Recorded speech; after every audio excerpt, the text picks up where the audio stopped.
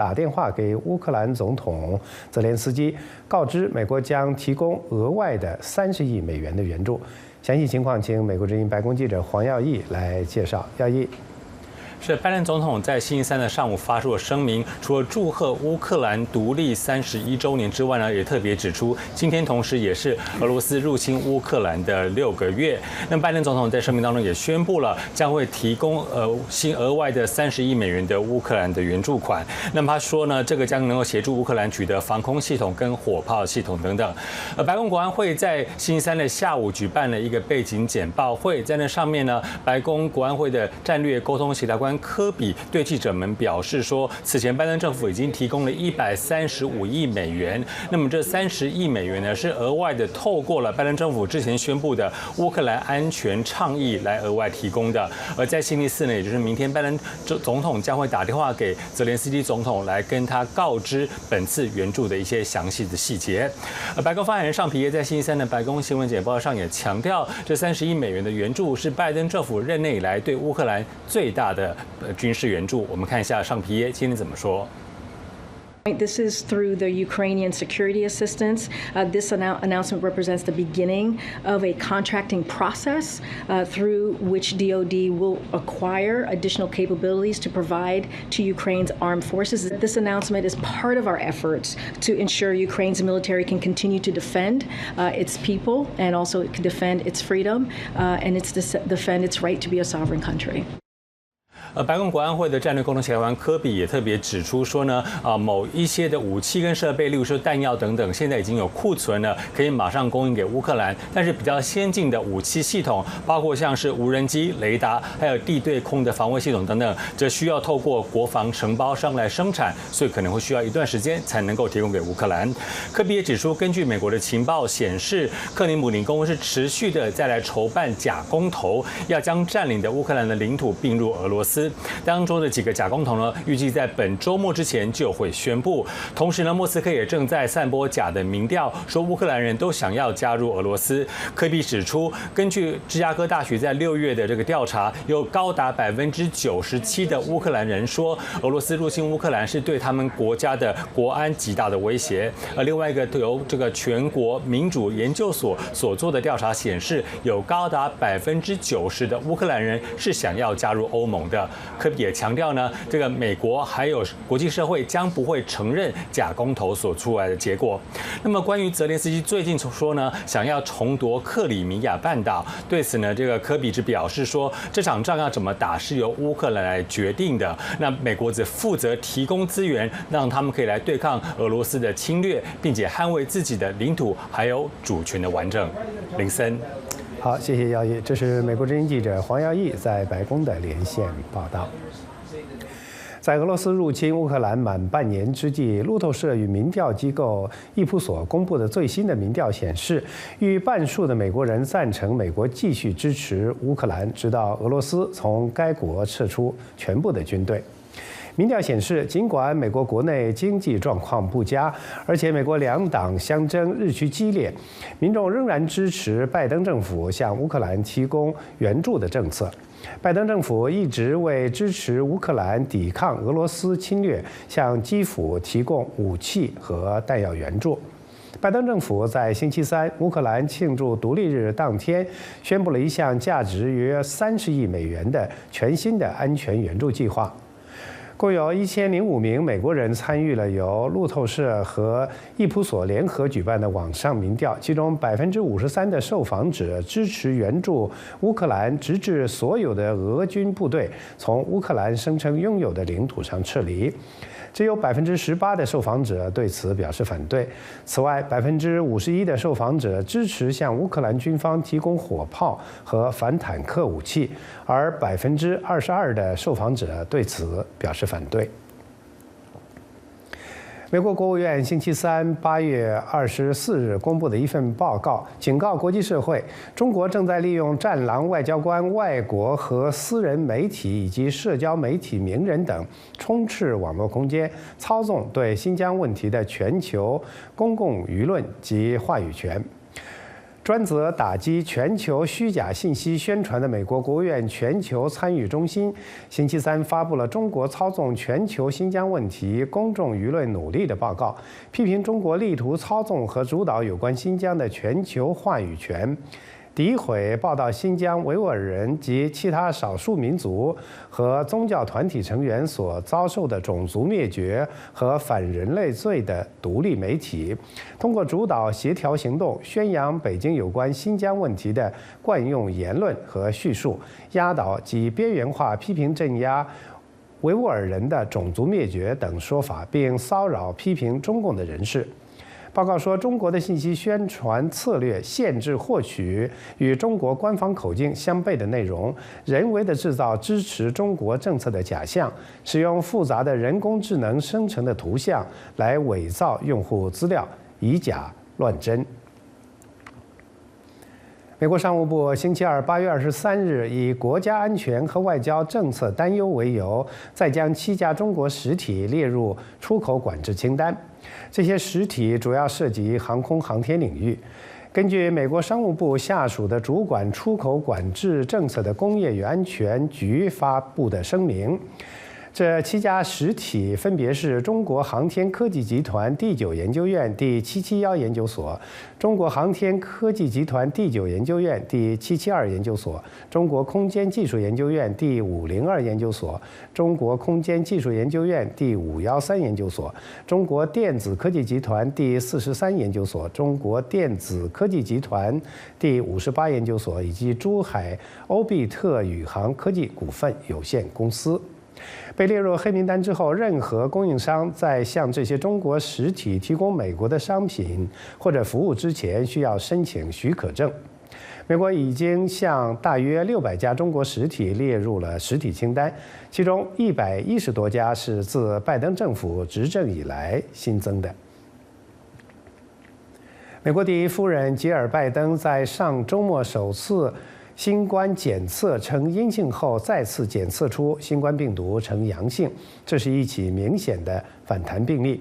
本月早些时候，拜登总统在新冠病毒感染初步恢复之后，也曾经出现了反弹。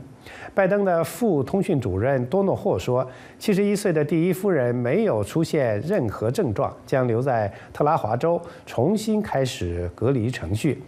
多诺霍还说，白宫医疗部门已经进行了接触者追踪，并通知了密切接触者。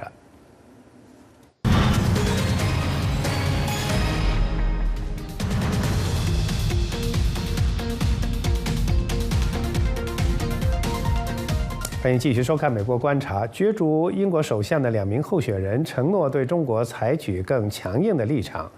自由西藏组织呼吁当选人以实质行动扩大制裁侵犯人权的中共官员，并禁止海康威视等隶属中国政府的公司以更具体的提案直接帮助受中共政权压迫的群体。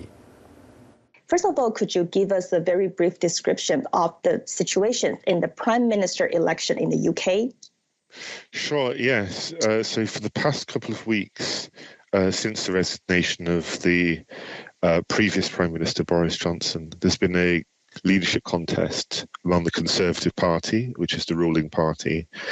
They started off with, I think it was around 10 candidates, but they've been whittled down to 2 over the past few weeks after a series of debates and votes. And as things stand, we're now between Liz Truss, who was the Foreign Secretary under Boris Johnson, and Rishi Sunak, who was the Chancellor under Boris Johnson until he resigned, some would say precipitating the need for a new leader. The 2 candidates may have other policy differences, but for our viewers, they may care about their China policy differences the most. Could you summarize their differences for us? In terms of China policy, I think it's safe to say that Liz Truss has for slightly longer tended to position herself as being tough on China. And I think that's seen in some of the support she's getting. Some of the more hawkish or some of the more robust MPs when it comes to relations with China have backed her, including Ian Duncan Smith and Tom Tugendhat. She has made several quite good interventions as Foreign Secretary. Only this year, she mentioned Tibet at the UN Human Rights Council in March. And then she backed a statement later on in the year, in June, criticising abuses under CCP rule, which again included Tibet. She has pledged in these debates to crack down on Chinese-owned companies in the UK. So the one that's come up most in discussions is TikTok.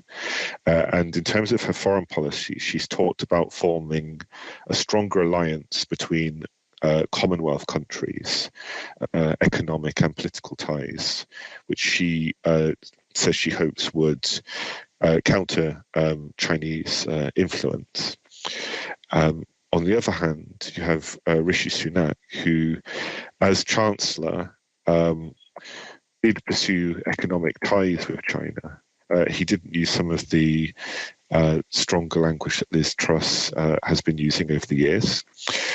So allies for Liz Truss and Truss herself is used as a means of attack against Rishi Sunak, pointing out that even recently, as early as this year, he was trying to pursue relations with Beijing in terms of trade.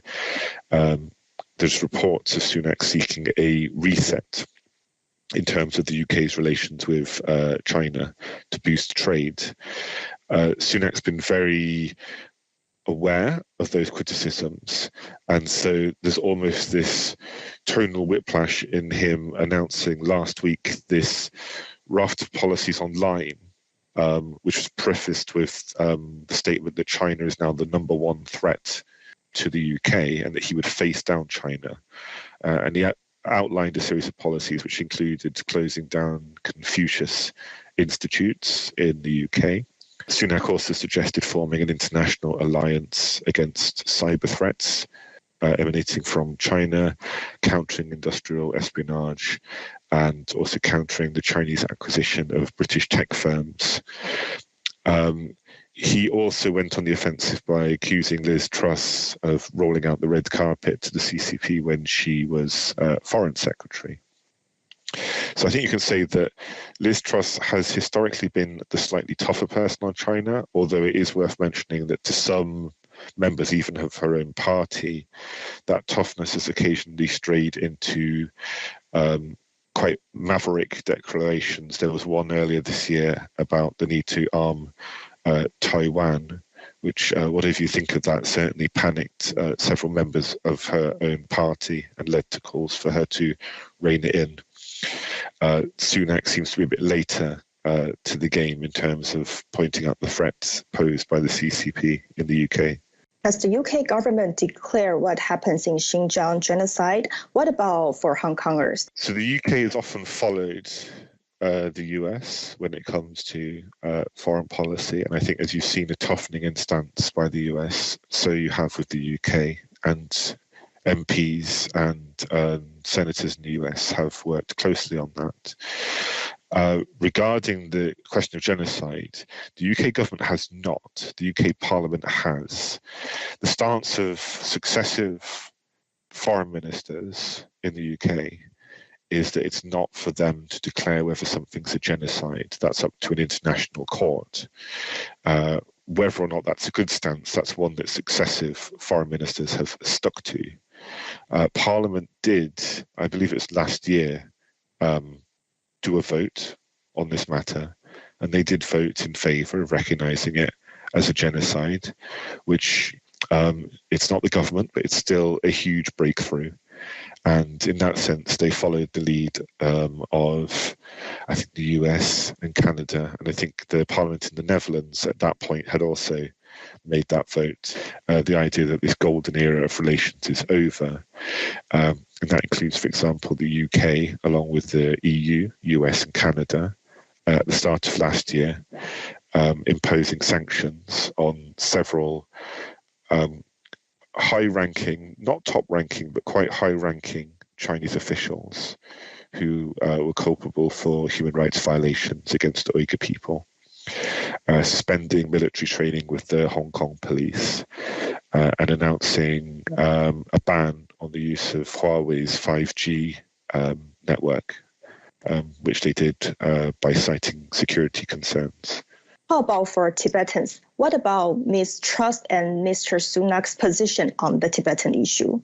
I think in the recent debates was quite, it was a source of some dismay that Tibet wasn't mentioned.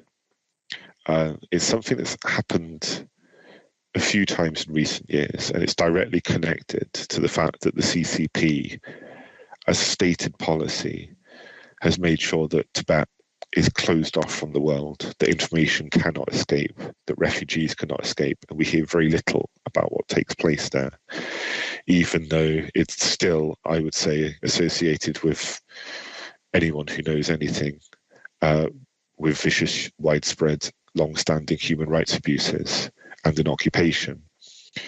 The only statements that we've got from leadership candidates I'm aware of are not from the debates. They're from Liz Truss's work as Foreign Secretary, where she has raised Tibet, even if it's only a sentence in a statement, in statements at the UN Human Rights Council. I think it's good that Tibet is at the very least being mentioned. What we would like to see are some more concrete proposals that would directly help the people of Tibet, so that we're not just talking about very important security concerns in the UK and talking about things like industrial espionage. We're also talking about what impactful human rights commitments can we make to the people of Tibet. And I think that needs to be things like expanding the sanctions. So I think it's already 4 Chinese officials that have been sanctioned, but there's some glaring absences.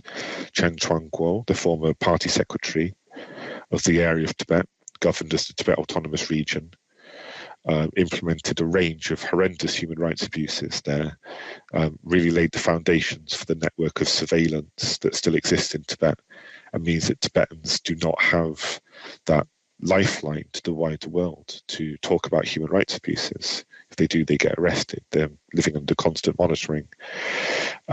Chen Chuangguo did that so successfully in the CCP's eyes that he was then given the position of party secretary of the Xinjiang Uyghur Autonomous Region, what Uyghur people recognize as their homeland of East Turkestan, where he replicated many of those abuses on an even bigger scale because it's got a significantly bigger population. He is not currently subject to sanctions in the UK. He could be, and I think it would send a very strong signal, and it would be a principled thing to do, a way of punishing someone who has committed very real crimes. I think both candidates should be talking, since they do mention Chinese influence in the UK, about banning companies such as Hikvision, which is a Chinese company affiliated with the Chinese government, whose CCTV cameras are used in councils, several other UK public bodies, and many private institutions all around the UK, despite huge security concerns and despite the fact that these cameras are also used in Tibet and in the Uyghur region directly to repress the people there. They're used in prisons and detention centres. So I would like to see both candidates commit to banning Hikvision from the UK. We would also like to see an end to the Chinese government repressing Tibet's culture, its way of life and its religion. And one tangible way that they can do that is with regards to the succession of the Dalai Lama, which is an issue of enormous importance to Tibetans, and it's something that the Chinese government is very blatantly and shamelessly trying to co-opt. The Chinese government has stated that when the time comes to identify the next Dalai Lama, the next spiritual leader of Tibet, the next, most significant individual in Tibetan Buddhism, that it will be them that does it rather than the Tibetan people. That will be a decision that will be widely rejected by Tibetans, but it's a direct attack on their freedom of religion. And it's also something that could have the effect of sowing confusion among international governments and Buddhists around the world. the current Dalai Lama has been a vocal advocate for human rights in Tibet and for peace in Tibet. Were he to be succeeded by a Beijing-appointed Dalai Lama, another lifeline that Tibetans have to the wider world would be cut off. The US government has already introduced legislation saying that if there is any interference by Chinese officials in the succession of the Dalai Lama, that those individuals would be subject to sanctions. So the UK government would not be sticking its neck out were it to replicate this policy.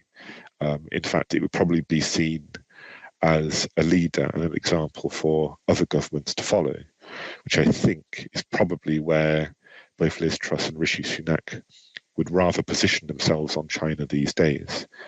Were they to make commitments like this, I think they'd be doing a big service to human rights in Tibet. And I think that those policies would be welcomed and appreciated.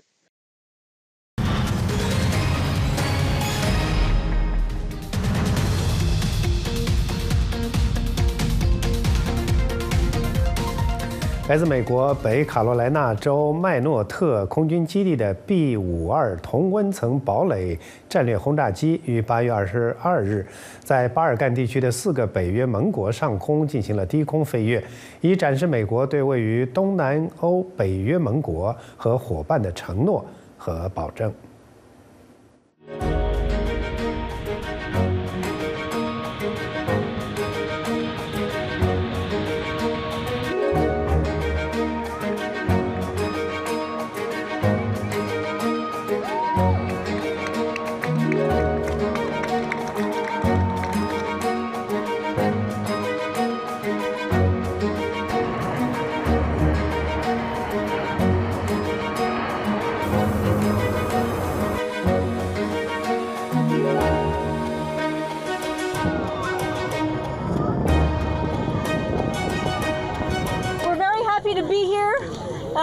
In the middle of Tirana, in the middle of Albania, for the historic flyover of 2 B-52 bombers. As everybody knows, these are some of the biggest aircraft in the U.S. military, and they are conducting an exercise flying over the region, including Albania, but not just Albania, other countries as well. And it should make very clear that for the United States, the defense relationship, our alliance with Albania is extremely important. We stand by our NATO ally always.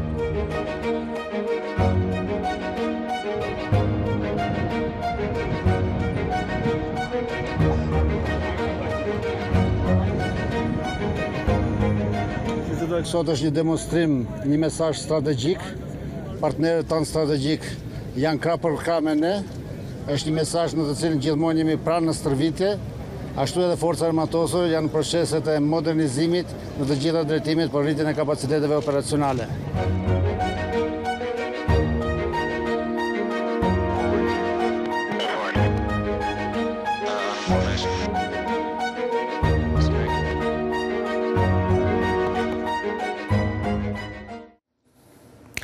位于乌克兰南部前线的尼古拉耶夫地区的部队，在准备全面反攻的同时，针对俄军的袭击不断的抵抗。经过6个月的抗俄战斗，乌克兰士兵试图保持高昂的士气，同时接受现实，准备打一场可能是漫长的战争。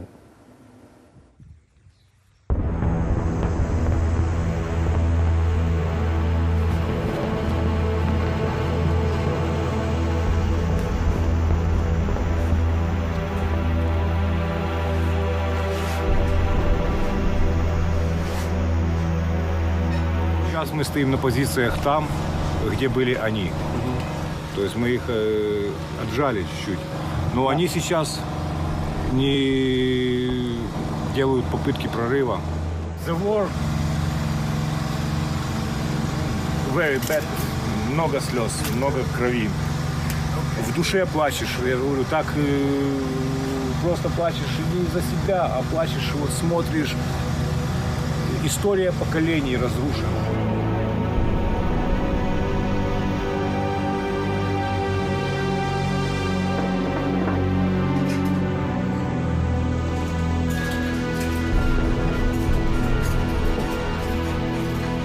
Смачного.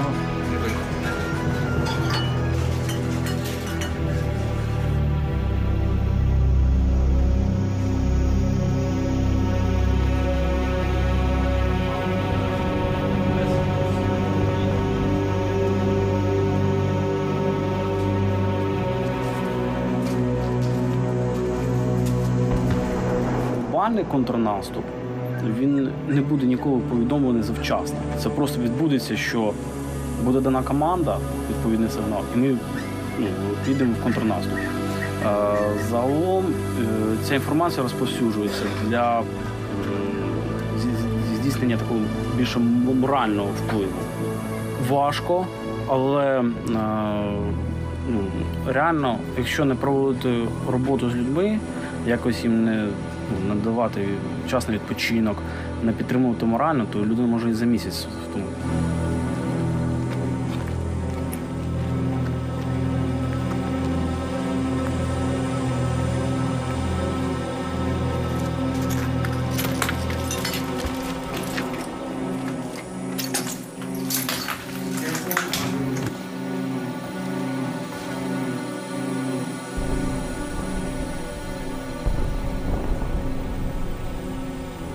The morale is higher than the first days of war, when we've been losing ground, and like everybody was expecting the Zbrojny Sily to collapse after another day.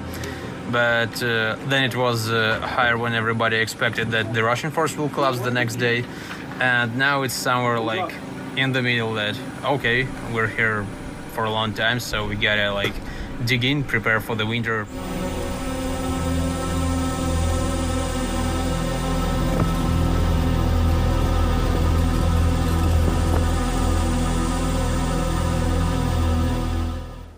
美国国家航空航天局，也就是 NASA， 将于8月29日执行阿尔忒弥斯1号的发射任务。不携带宇航员的阿尔忒弥斯1号计划进行绕月飞行后返回地面，为 NASA 之后载人重返月球及探索火星的任务做准备。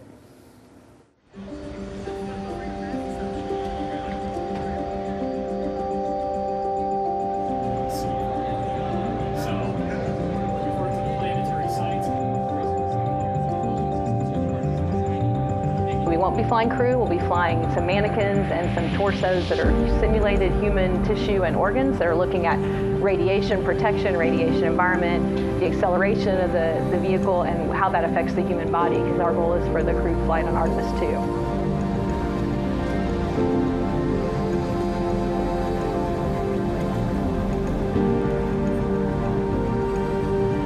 Sometimes getting in the rhythm that this is just normal business. And then every now and then I kind of stop and I realize, wow, this is what I'm actually getting to do. I watch Apollo 13. I got to see this on TV and movies, and I'm actually going to be the guy here when we light the engines to go around the moon. That is really amazing.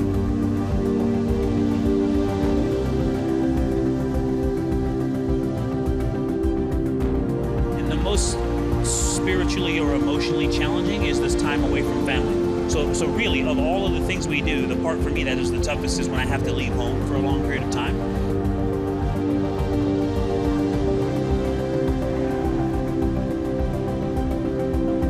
Our sights are not set on the moon. Our sights are set clearly on Mars.